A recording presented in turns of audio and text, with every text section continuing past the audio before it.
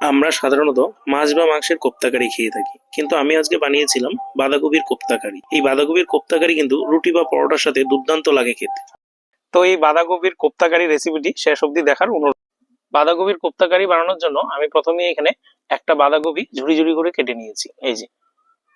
এবারে ঝুড়ি ঝুড়ি কেটে রাখা বাঁধাকপির মধ্যে আমি প্রথমে নুন দিয়ে দিচ্ছি,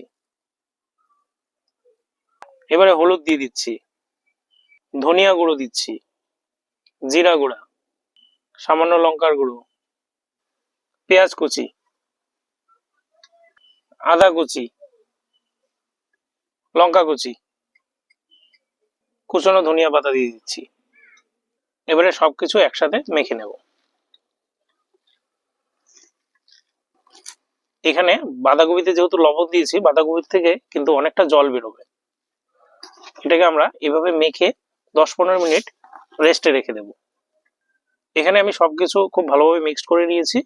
এবারে এটাকে 15 মিনিট এভাবেই রেখে দেব এবং বাঁধাকপির জলটা ছাড়তে দেব।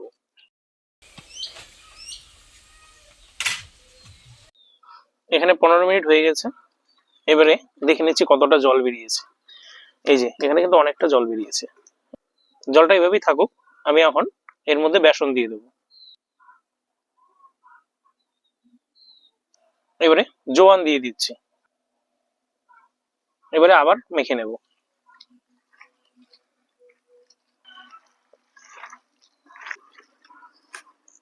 এখানে বাঁধনটা টাইট করার জন্য আরো বেসন দিয়ে দেব। এখানে কিন্তু আমি শুধু বেসনই ব্যবহার করেছি, চালের গুঁড়ো ব্যবহার করিনি। কারণ এটা তো কোপ্তা কারি হবে, চালের গুঁড়োটা দিলে এটার মধ্যে ওই সফটনেসটা থাকবে না, অনেকটা ওই পকোড়ার মতো ক্রাঞ্চি হয়ে যাবে। এখানে মাখা হয়ে গেছে। এবারে আমি 5 মিনিট রেস্ট দিয়ে নেব এবং তারপরে আমি কোপ্তাগুলো ভেজে নেব। 5 মিনিট হয়ে গেছে। এবারে বাঁধনটা খুব সঠিকভাবে নিয়ে নিয়েছি, এই যে দেখুন, দেখতেই পাচ্ছেন বাঁধনটা কত সুন্দর হয়েছে। এবারে আমি কোপ্তাগুলো গোল গোল শেপ দিয়ে ভেজে নেব। ঠিক এরকম শেপে ভেজে নেব আমি। এই যে কোপ্তা ভাজার জন্য আমি এখানে তেল আগে থেকে গরম করে নিয়েছি। এই যে আমি এখানে সাদা তেল ব্যবহার করেছি। তেল গরম হয়ে গেছে। এবারে আমি গোল করে রাখা কোপ্তাগুলো ভেজে নিচ্ছি।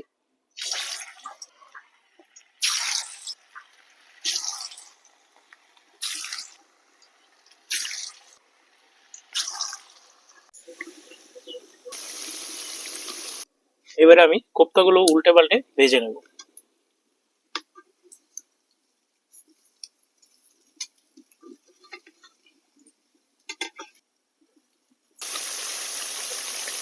কোপ্তাগুলো আমি এখানে লাল করে ভেজে নিয়েছি, এই যে।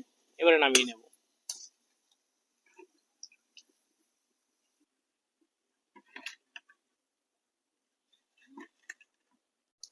এখানে সব কোপ্তা ভেজে নিয়েছি।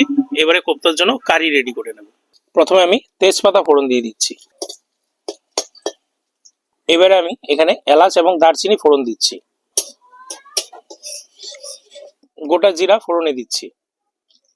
এবারে আমি একটু শুকনো কসুরি মেথি দিয়ে দিচ্ছি। এবারে আমি পেস্ট করে রাখা পেঁয়াজ দিয়ে দিচ্ছি।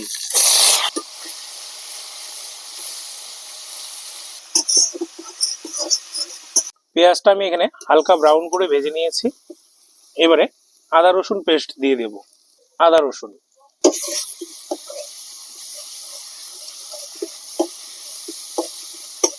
এবারে আদা রসুনের কাঁচা গন্ধ যাওয়া অবধি ভেজে নেব। এখানে আদা রসুনের কাঁচা গন্ধ চলে গেছে এবং পেঁয়াজটাও খুব ভালোভাবে ভাজা হয়ে গেছে। এবারে আমি টমেটো পিউরি দিয়ে দেব।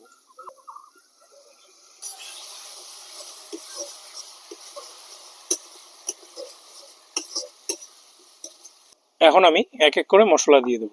প্রথমেই আমি হলুদ দিয়ে দিচ্ছি, জিরে গুঁড়া, ধনিয়া গুঁড়া, লঙ্কার গুঁড়া, কালারের জন্য কাশ্মীরি লঙ্কার গুঁড়া ব্যবহার করছি।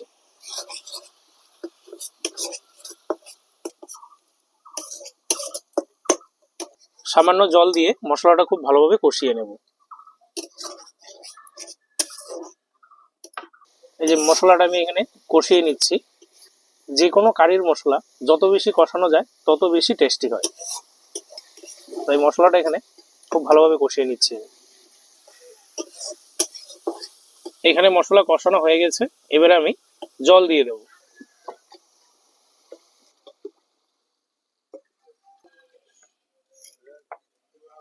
এবারে স্বাদ মতো নুন দিয়ে দিচ্ছি, স্বাদ মতো চিনি দিয়ে দিচ্ছি। কারি ফুটতে শুরু করেছে, এবারে আমি দুটো চেরা কাঁচা লঙ্কা দিয়ে দিচ্ছি। এখানে কারি রেডি হয়ে গেছে। এই যে দেখুন, কারি কিন্তু আমি এখানে খুব বেশি গাঢ় করিনি। এবারে কোপ্তাগুলো দিয়ে দেবো, ভেজে রাখা কোপ্তা দিয়ে দিচ্ছি।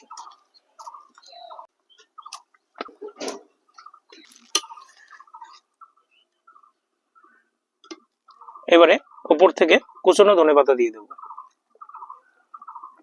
এবং সামান্য ঘি দিয়ে দেবো। এবারে একটু মিশিয়ে নিচ্ছি। এই দেখুন, এখানে কিন্তু আমাদের বাঁধাকপির কোপ্তা কারি একদম রেডি। কোপ্তাগুলো দিয়ে কিন্তু খুব বেশি রাখা যাবে না, নামিয়ে নিতে হবে। তো এখানে রেডি, এবার আমি নামিয়ে নিচ্ছি। বাঁধাকপির কোপ্তা কারি রান্না হয়ে গেছে।